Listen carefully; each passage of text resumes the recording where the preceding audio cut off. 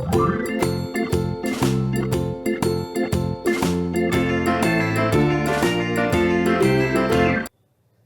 Friends, welcome to Divya vlogs in Telugu.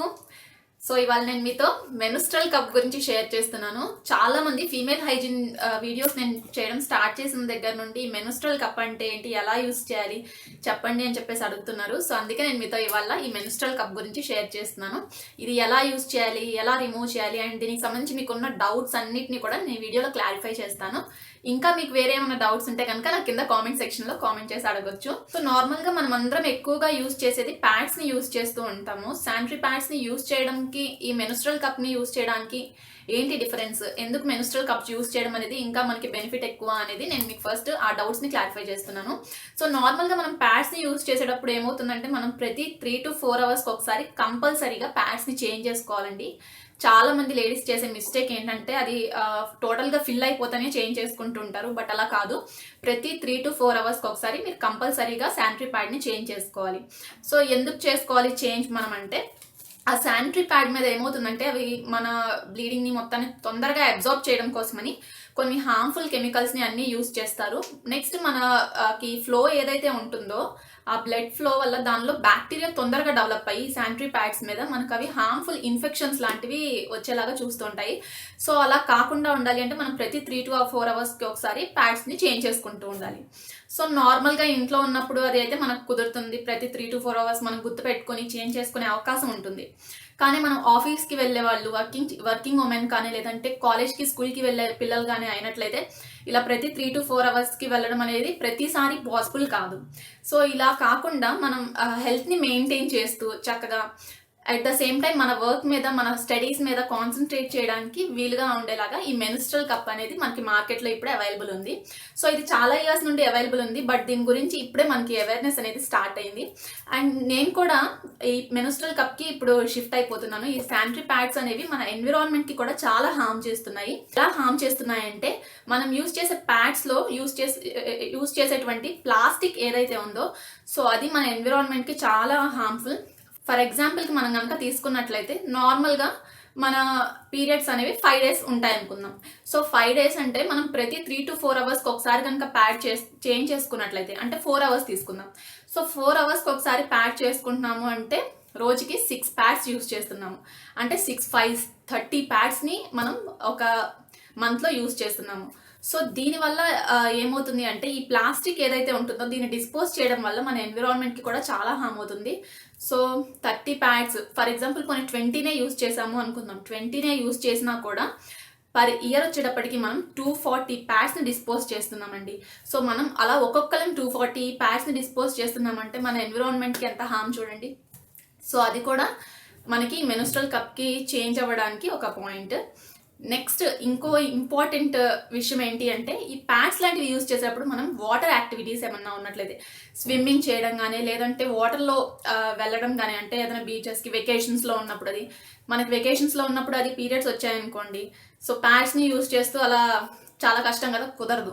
So దానివల్ల కూడా మనకి ఈ మెనుస్ట్రల్ కప్ అనేది చాలా అడ్వాంటేజ్. ఈ మెనుస్ట్రల్ కప్ ని మనం వాటర్ లోకి వెళ్తున్నప్పుడు కూడా యూజ్ చేయొచ్చు, ఎటువంటి ప్రాబ్లం ఉండదు. సో ఫ్రెండ్స్, నేను ఈ ఎవర్టీన్ మెనుస్ట్రల్ కప్ ని తీసుకున్నాను. దీనికి సంబంధించిన లింక్స్ నేను కింద డిస్క్రిప్షన్ బాక్స్ లో ప్రొవైడ్ చేస్తున్నాను, చూడండి. సో అసలు ఈ మెనుస్ట్రల్ కప్ ఎలా ఉంటుంది అనేది నేను మీకు చూపిస్తున్నాను ఇప్పుడు. సో మెనుస్ట్రల్ కప్ అనేది ఇలా ఉంటుంది.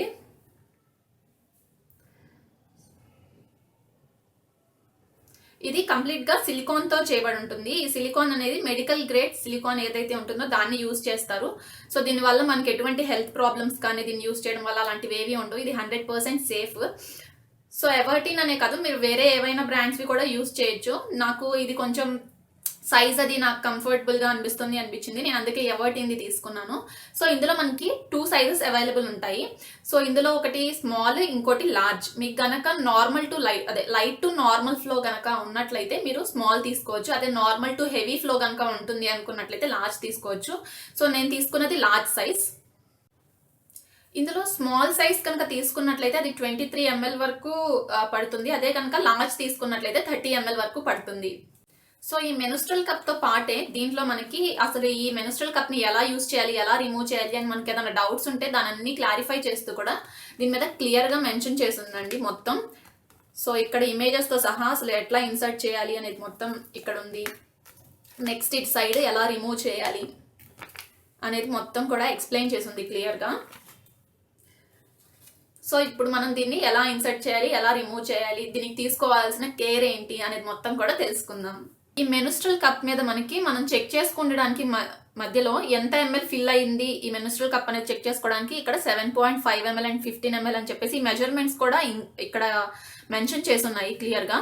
సో దీనివల్ల మనకి ఈజీగా ఉంటుంది ఎంత ఫిల్ అయింది అండ్ ఇంకా ఎంత గ్యాప్ ఉంది ఇవంతా కూడా తెలుసుకోవడానికి. అండ్ ఇక్కడ పైన మనకి ఇక్కడ 2 సైడ్స్ కూడా, ఇటు ఫ్రంట్ సైడ్ అండ్ ఇటు బ్యాక్ సైడ్ కూడా 2 చిన్న హోల్స్ ఉన్నాయి. సో వీటి వల్ల ఏంటంటే ఇందులో ఏదైతే వాక్యూమ్ అనేది ఫిల్ అవుతుందో సో దాన్ని మనం రిమూవ్ చేయడానికి, మనం ఈ మెనుస్ట్రల్ కప్ని రిమూవ్ చేసేటప్పుడు ఆ ఎయిర్ అయితే ఏదైతే ఫిల్ అయిపోయిందో సో దాన్ని రిమూవ్ చేయడానికి అని చెప్పేసి ఇక్కడ 2 హోల్స్ కూడా ఉంటాయి దీనికి. మెనుస్ట్రల్ కప్ని యూజ్ చేసే ముందు మీరు కంపల్సరీగా దీన్ని నీట్గా క్లీన్ చేయాలి. ఈ మెనుస్ట్రల్ కప్ని క్లీన్ చేయాలి అండ్ మన వెజైనల్ ఏరియా ఏదైతే ఉంటుందో దాన్ని నీట్గా క్లీన్ చేసుకోవాలి అండ్ మన హ్యాండ్స్ని కూడా నీట్గా క్లీన్ చేసుకున్న తర్వాతే దీన్ని మనం ఇన్సర్ట్ చేయాలి. సో ఈ వెజైనల్ మెనుస్ట్రల్ కప్ని మనం క్లీన్ చేయడానికి ఏదైనా ఇంటిమేట్ వాషెస్ లాంటివి యూజ్ చేయొచ్చండి. ఇంటిమేట్ వాషెస్ మనకి ఇప్పుడు ఈ ఎవర్టిందే మనకి అవైలబుల్ ఉంది, అలా లేదు అంటే మీకు వివో వాష్ అవైలబుల్ ఉంది, క్లీన్ అండ్ డ్రై అని, ఇట్లా చాలా బ్రాండ్స్ మనకి ఇంటిమేట్ వాషెస్ కూడా అవైలబుల్ ఉన్నాయి మార్కెట్లో. సో దాంతో నీట్గా క్లీన్ చేసుకోవాలి.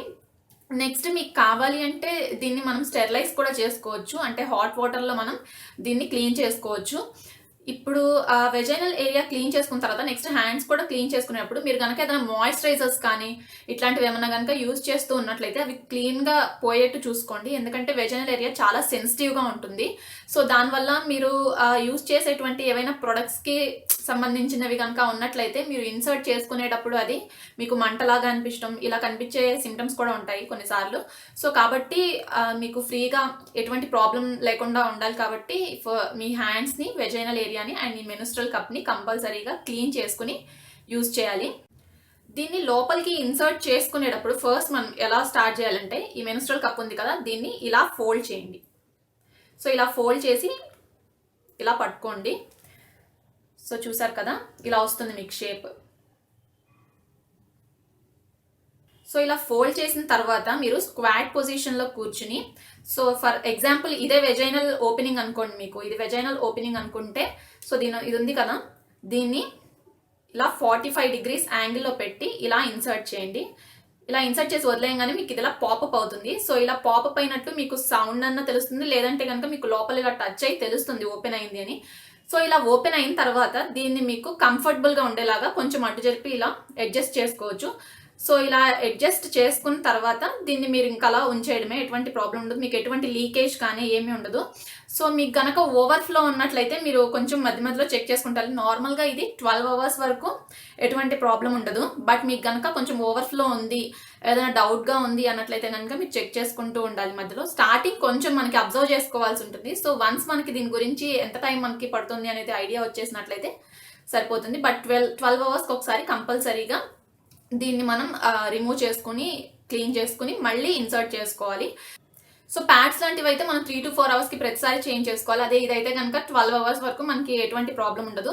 దీన్ని మనం నిద్రపోయేటప్పుడు కూడా యూజ్ చేయొచ్చండి, ఎటువంటి ప్రాబ్లం ఉండదు. ఈ మెనుస్ట్రల్ కప్ని యూజ్ చేసేటప్పుడు మీరు చాలా రిలాక్స్డ్గా ఉండేలాగా చూసుకోండి. ఇన్ కేస్ మీరు కనుక కొంచెం టెన్షన్ పడుతున్నా, స్ట్రెస్ అవుతున్నా ఏమవుతుందంటే ఆ పెల్విక్ మజిల్స్ ఏవైతే ఉంటాయో అవి కొంచెం గట్టిగా ఇలా ఉండడం వల్ల ఈ మెనుస్ట్రల్ కప్ ఇన్సర్ట్ చేసుకునేటప్పుడు అది మీకు కొంచెం ప్రాబ్లమాటిక్గా అనిపిస్తుంది. ఫర్ ఎగ్జాంపుల్ ఇదే వెజైనల్ ఏరియా అనుకున్నట్లయితే మీకు నార్మల్గా ఈ వెజైనల్ మెనుస్ట్రల్ కప్ని ఇన్సర్ట్ చేసేటప్పుడు సో నార్మల్గా ఇలా ఇన్సర్ట్ చేస్తాము, ఇది పాపప్ అయిపోతుంది, ఇలా ఫిక్స్ అయిపోతుంది. అదే కనుక మీరు రిలాక్స్డ్గా లేనట్లయితే ఈ పెల్విక్ మజిల్స్ ఏవైతే ఉన్నాయో సో అవి ఇలా చిన్నగా దగ్గరగా అయిపోతాయి. దీనివల్ల మీరు మెనుస్ట్రల్ కప్ని పెట్టడానికి చాలా కష్టపడాల్సి ఉంటుంది అండ్ మీకు పెయిన్ కూడా ఉండొచ్చు. సో కాబట్టి మీరు రిలాక్స్డ్ మైండ్తో పెల్విక్ మజిల్స్ని కొంచెం లూజ్ చేసి దీన్ని కనుక ఇన్సర్ట్ చేసుకున్నట్లయితే ఈజీగా ఉంటుంది. సో నార్మల్గా ప్యాడ్స్ అయినట్లయితే మనకి తెలుస్తుంది ఫ్లో ఉన్నట్టు, అట్లా నెక్స్ట్ ఆర్డర్ అది అవన్నీ ఉంటాయి కదా, స్మెల్ అది ఉంటుంది. బట్ ఈ మెనుస్ట్రల్ కప్ అయితే మీకు ఇలా లోపల పెట్టేసుకున్న తర్వాత మీకు అన్కంఫర్టబుల్గా ఏముండదండి. సో నార్మల్గా చాలా మందికి ఉండే డౌట్ ఏంటి అంటే ఇది మనకి ఇలా వెజైనల్ ఏరియాలో లోపలికి పెట్టేసుకున్నాం కదా, సో దీనివల్ల నడిచేటప్పుడు కానీ ఏమన్నా అన్కంఫర్టబుల్గా ఉంటుందా అని చెప్పేసి చాలా మందికి డౌట్ ఉంటుంది. ఏముండదు, మీరు అడ్జస్ట్ చేసేసుకున్న తర్వాత మీకు ఎలా కావాలంటే అలా అడ్జస్ట్ చేసుకున్న తర్వాత మీకు ఇది ఫ్రీగా లోపల ఫిక్స్ అయిపోతుంది. సో దీనివల్ల నడిచేటప్పుడు కానీ మీకు ఎటువంటి ఫీలింగ్ అనేది ఏమీ తెలీదు. స్టార్టింగ్ ఒక 1 or 2 days కొంచెం అలవాటు పడాలి. తర్వాత మీకు ఇది ఉన్నట్లుగానే ఏమి ఫీలింగ్ ఏమి ఉండదు, నీట్గా ఫిక్స్ అయిపోతుంది. సో రిమూవ్ చేసేటప్పుడు చాలా మంది తెలియక చేసే కామన్ మిస్టేక్ ఏంటంటే ఇది పట్టుకుని డైరెక్ట్గా ఇలా డ్రాగ్ చేసేస్తారండి. సో ఇలా డైరెక్ట్గా డ్రాగ్ చేయకూడదు దీన్ని. సో ఇది విరిగిపోయే ఛాన్సెస్ ఉంటాయి. అట్ ద సేమ్ టైం మీరు కనుక చాలా గట్టిగా గబుక్కొని లాగినట్లయితే ఇందులో ఉన్న ఫ్లూయిడ్ కూడా అంతా పడిపోయే ఛాన్సెస్ ఉంటుంది. సో కాబట్టి దీన్ని చాలా జాగ్రత్తగా, ఇది కింద పార్ట్ ఉంది కదా, సో మీ ఫింగర్స్తో ఇదిగోండి, ఇదే వెజైనల్ ఏరియా అనుకోండి, మీకు టచ్ అవుతూ ఉంటుంది కాబట్టి సో దీన్ని పట్టుకుని స్లోగా మీకు గ్రిప్ దొరికే వరకు ట్రై చేయండి. ఇలా కొంచెం కింద కప్ కింద ఎప్పుడైతే గ్రిప్ దొరికినప్పుడు స్లోగా ఈ కప్ని ఇలా కప్ని పట్టుకుని స్లోగా డ్రాగ్ చేయండి. సో ఫస్ట్ ఆ ఎయిర్ గ్యాప్ ఏదైతే ఉందో దాన్ని రిలీజ్ చేసేసాం కాబట్టి మనకి ఈ కప్ అనేది చాలా ఈజీగా ఇక్కడ వరకు వచ్చేస్తుంది.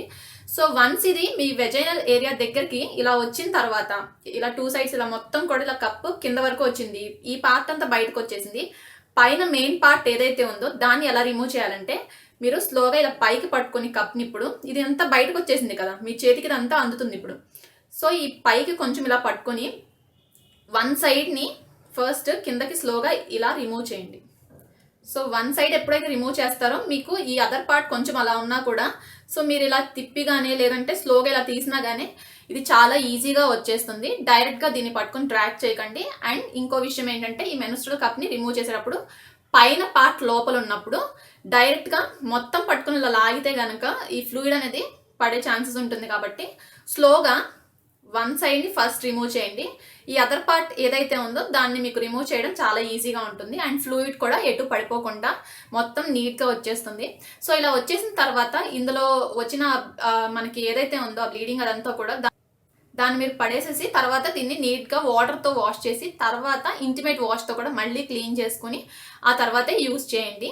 దీన్ని రిమూవ్ చేసేటప్పుడు ఫస్ట్ స్టార్టింగ్ మనం ఇన్సర్ట్ చేసుకునేప్పుడు ఎలా అయితే స్క్వాట్ పొజిషన్లో కూర్చున్నామో అలానే స్క్వాట్ పొజిషన్లోనే కూర్చుని మనం కొంచెం లోపల నుండి కనుక ప్రెషర్ ఇచ్చినట్లయితే ఇది కొంచెం ఇలా స్లోగా కిందకు వస్తుందండి. మనకి అంత కష్టంగా అనిపించదు, రిమూవ్ చేయడం అనేది ఈజీగానే ఉంటుంది. సో స్టార్టింగ్ ఒక కొంచెం 2-3 times అలవాటు పడినట్లయితే ఈజీ అయిపోతుంది. ఈ మెన్స్ట్రువల్ కప్ గురించి వినేటప్పుడు మనకు కామన్గా వచ్చే మెయిన్ 2 doubts ఏంటంటే, ఒకటి యూరిన్కి వెళ్ళినప్పుడు ఎట్లా అనే డౌట్ ఒకటి, అండ్ ఇంకోటి కన్నెపొర ఏమన్నా దీనివల్ల ఇదవుతుందా చినిగిపోతుందా అని చెప్పేసి చాలా మందికి డౌట్ వస్తుంది.